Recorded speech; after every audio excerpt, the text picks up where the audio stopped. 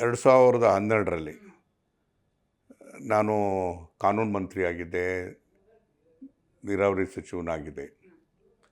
ನನಗೆ ಒಂದು ವಿಚಾರ ಬಂತು, ಬೆಂಗಳೂರಿನ ಅಭಿವೃದ್ಧಿ.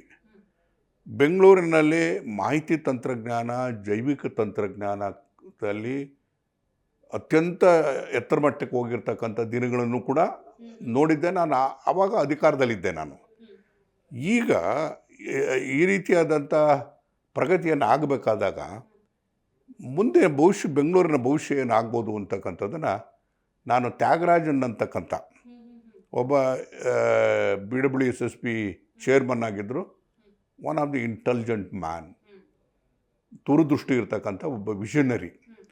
ಅವ್ರನ್ನ ಅಪಾಯಿಂಟ್ ಮಾಡಿ ಅವ್ರಿಗೊಂದು ಟಾರ್ಗೆಟ್ ಕೊಟ್ವಿ, ಬೆಂಗಳೂರಿನ ಅಭಿವೃದ್ಧಿ ಏನಾಗ್ಬೋದು ಮುಂದಕ್ಕೆ. ಬಂದಾಗ ಯಾವ್ಯಾವ ವರ್ಷದಲ್ಲಿ ಯಾವ್ಯಾವ ರೀತಿಯಾದಂಥ ಕಾರ್ಯಕ್ರಮಗಳನ್ನ ರೂಪಿಸ್ಬೇಕಾಗುತ್ತೆ, ನಮ್ಮ ಸವಾಲುಗಳೇನಿರ್ತದೆ ಅಂತಕ್ಕಂಥದ್ದನ್ನು ನಾವು ಭಾಳ ಮುಖ್ಯವಾಗಿ ಮಾಡಿದ್ವಿ.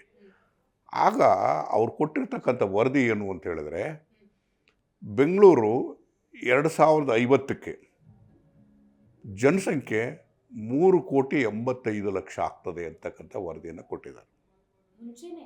ಹಿಂದೆ 3,85,00,000 ಆಗ್ತದೆ ಅಂತಂದರೆ ನಾವು ಅಂದರೆ ಇಡೀ ಪ್ರಪಂಚದ ಗಮನ ಇವತ್ತು ಬೆಂಗಳೂರು ಕಡೆ ಆಗಿದೆ.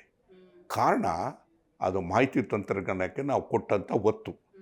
ಇವತ್ತು ನಾವು ನೆನೆಸಲೇಬೇಕಾಗಿರ್ತಕ್ಕಂಥದ್ದು ಅಂದರೆ, ನಾನೂ ಕೂಡ ಅವಾಗ ಜೈವಿಕ ತಂತ್ರಜ್ಞಾನದ ಸಮಿತಿ ಅಧ್ಯಕ್ಷನೂ ಕೂಡ ಆಗಿದ್ದೆ, ಕೃಷಿ ಮಂತ್ರಿ ಆಗಿದ್ದೆ.